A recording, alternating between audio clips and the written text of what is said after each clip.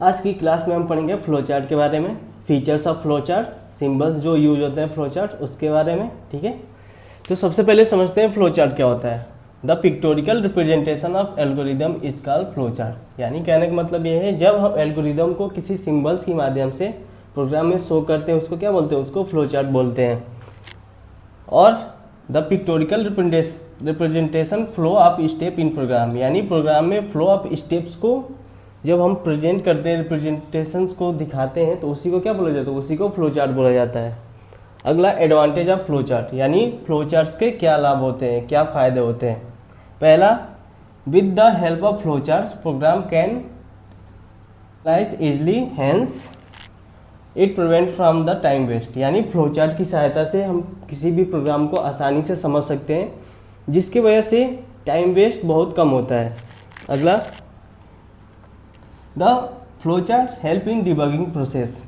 Debugging क्या होता है, बग क्या होता है, किसी प्रोग्राम में त्रुटि यानी किसी प्रोग्राम में गलती होती है उसको बग बोला जाता है, और फ्लो चार्ट जो होता है उस बग को सुधारने में बहुत ही ज़्यादा हेल्प करता है। तो इसीलिए हम the flow chart help in debugging. अब तक क्या पढ़ा हमने, फ्लो चार्ट क्या होता है, the pictorical representation of algorithm is called flow chart. यानी जब हम एल्गोरिदम को सिंबल्स की माध्यम से प्रेजेंट करते हैं उसी को क्या बोलते हैं, एल्गोरिदम बोलते हैं।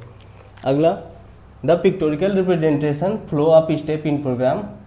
जब हम प्रोग्राम में फ्लो ऑफ स्टेप को सिंबल्स की सहायता से रिप्रेजेंट करते हैं उसी को फ्लो चार्ट बोला जाता है। एडवांटेज क्या होता है, एडवांटेज ऑफ फ्लो चार्ट, पहला, with the help of flowchart problem can be analyzed easily, so the time waste is from the time waste। ठीक है, यानी फ्लो चार्ट की सहायता से प्रोग्राम को हम आसानी से समझ सकते हैं, जिसकी वजह से क्या होता है, टाइम वेस्ट प्रोग्राम में बहुत कम होता है। अगला, the flow chart help in debugging process. यानी जब हम किसी प्रोग्राम में त्रुटि को ख़त्म करते हैं, गलती को ख़त्म करते हैं, तो वहाँ पे फ्लो चार्ट बहुत हमें हेल्प करता है। अगला पॉइंट आता है symbols of flow charts.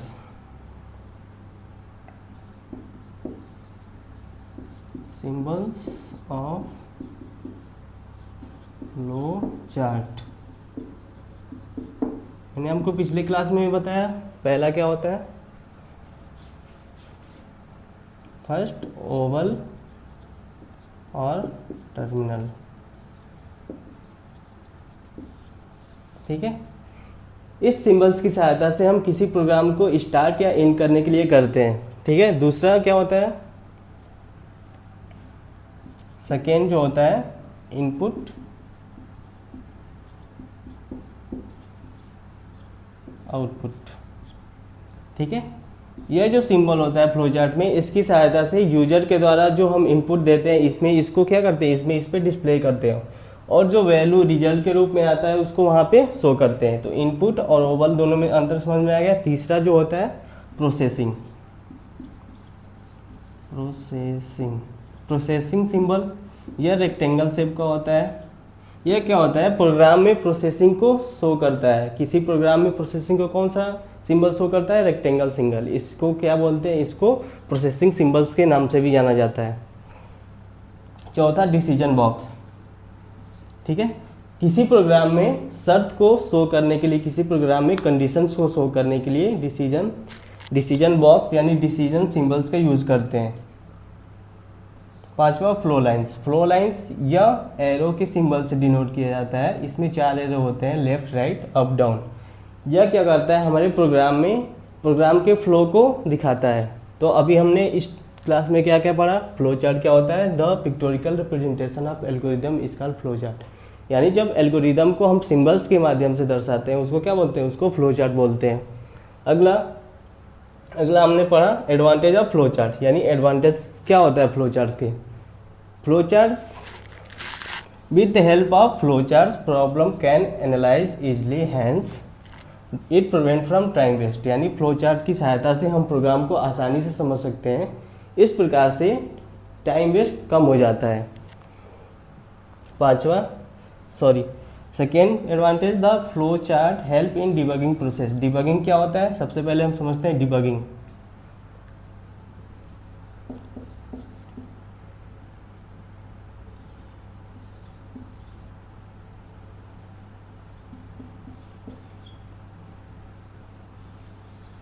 Debugging क्या होता है, किसी प्रोग्राम में एरर को फाइंड आउट करना है और उसको सॉर्ट करना है, इस प्रोसेस को क्या बोला जाता है, इस प्रोसेस को डिबगिंग प्रोसेस बोला जाता है। बग क्या होता है, किसी प्रोग्राम में एरर्स को क्या बोलते हैं, बग बोलते हैं। उसके बाद हमने पढ़ा सिंबल्स ऑफ फ्लो चार्ट। पहला क्या पढ़ा, ओवल टर्मिनल। ओवल टर्मिनल का क्या यूज होता है, ओवल टर्मिनल की सहायता से हम किसी प्रोग्राम को स्टार्ट और इन करते हैं। सेकेंड क्या पढ़ा हमने, सेकेंड इनपुट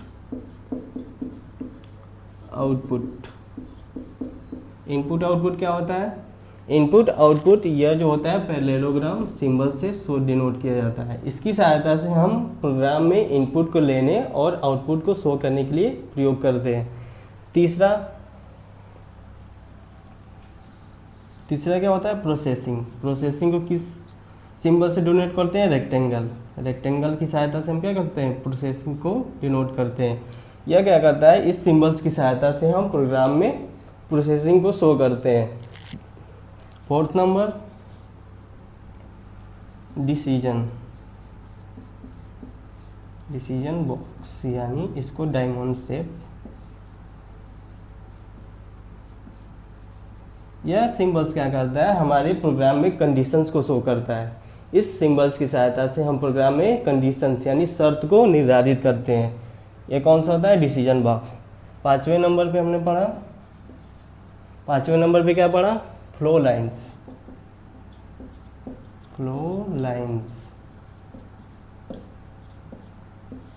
यह एरो से डिनोट किया जाता है, इसमें 4 एरो होते हैं, ठीक है। यह क्या बताता है, फ्लो लाइंस क्या बताता है हमें, प्रोग्राम किस ओर फ्लो हो रहा है, प्रोग्राम के फ्लो ऑफ कंट्रोल को निर्धारित करने के लिए कौन से सिंबल का यूज़ किया जाता है, फ्लो लाइंस को यूज़ किया जाता है।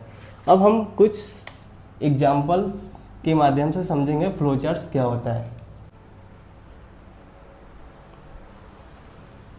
अब हम फ्लो चार्ट्स के 2 एग्जाम्पल्स को पढ़ेंगे। पहला, justify greater by flow chart value between 2 value taken by the user, यानी यूजर के द्वारा 2 वैल्यू लिया गया है, उसमें आपको फ्लो चार्ट्स के माध्यम से दिखाना है कि कौन सी वैल्यू बड़ी है और कौन सी छोटी है। सबसे पहले कौन सी वैल्यू, ए की वैल्यू 1 है, बी की वैल्यू 5 है, ठीक है। हमने अभी समझा कि किसी भी प्रोग्राम को स्टार्ट करने के लिए कौन से सिंबल का यूज़ करते हैं, ओवल सिंगल, ठीक है। ये हमने स्टार्ट कर दिया प्रोग्राम को। कौन सा सिंबल है, ओवल सिंबल, क्योंकि यहाँ पे क्या हो रहा है, प्रोग्राम का स्टार्ट हो रहा है, तो कौन सा सिंबल का यूज़ करेंगे, ओवल सिंगल का। अगला, यहाँ पे ये कौन सा सिंबल, इनपुट ले रहे हैं, किसके द्वारा, यूजर के द्वारा इनपुट ले रहे हैं, तो ये कौन सा सिंबल हो गया,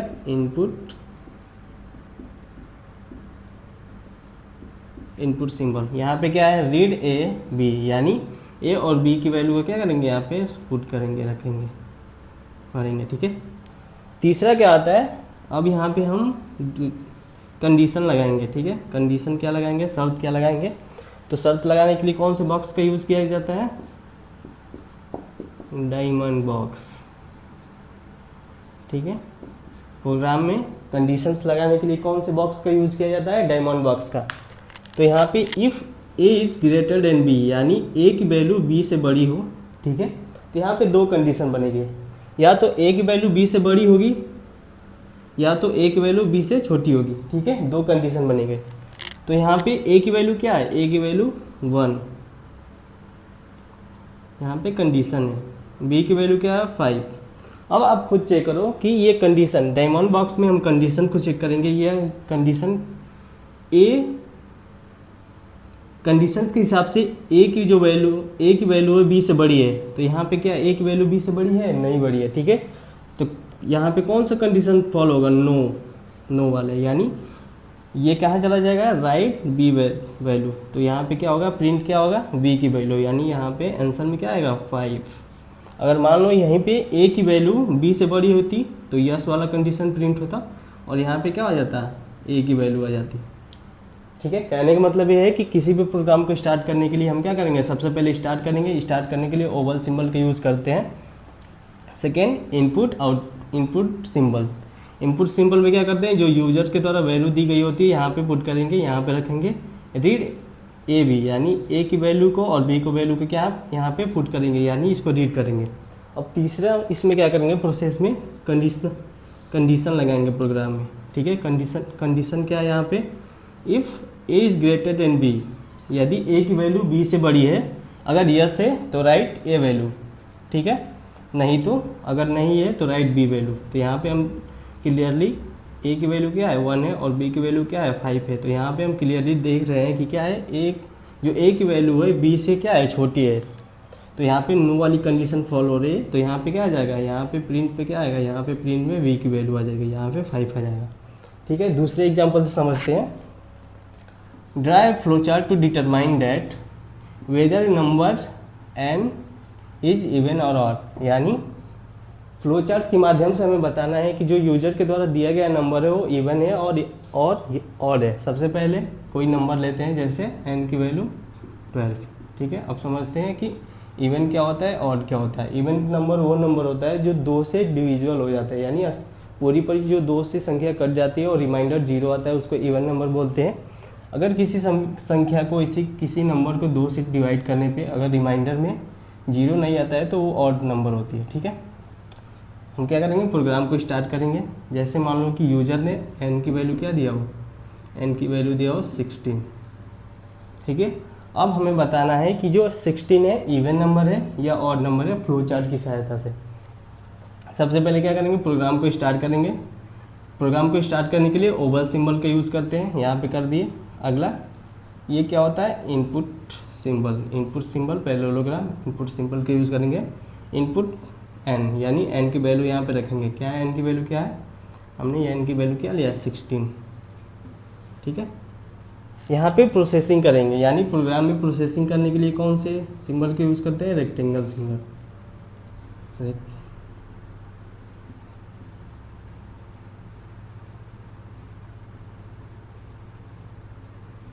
ठीक है, यहाँ पे प्रोसेसिंग क्या करेंगे, रिमाइंडर निकालेंगे, ठीक है। n की वैल्यू से 2 से डिवाइड करेंगे, ठीक है। यहाँ पे क्या हो जाएगा, प्रोसेसिंग में रिमाइंडर आ जाएगा। अब यहाँ पे कंडीशन लगाएंगे, ठीक है। यहाँ पे कंडीशन लगाने के लिए हम क्या करेंगे, डायमंड बॉक्स यानी डिसीजन बॉक्स लेंगे। यदि रिमाइंडर की वैल्यू 0 आती है, ठीक है, यहाँ पे 2 कंडीशन होते हैं। यदि रिमाइंडर की वैल्यू s आती है यानी 0 आते हैं यस, ये कंडीशन एक यस की हो गई, एक नो की हो गई। अगर रिमाइंडर की वैल्यू 0 है तो इधर वाली कंडीशन प्रिंट होगी, ठीक है, ये प्रिंट होगा। अगर रिमाइंडर की वैल्यू 0 नहीं है तो ये वाली कंडीशन प्रिंट होगी। लेट सपोज यहाँ पे 16 है, यहाँ पे 16 को 2 से डिवाइड करने पे क्या आएगा, यहाँ पे 8 पूरी, और रिमाइंडर क्या हो जाएगा, रिमाइंडर 0, ठीक है।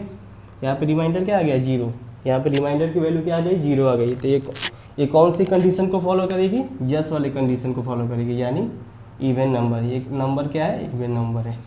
इस प्रकार से हमने समझा कि फ्लो चार्ट्स कैसे तैयार करते हैं।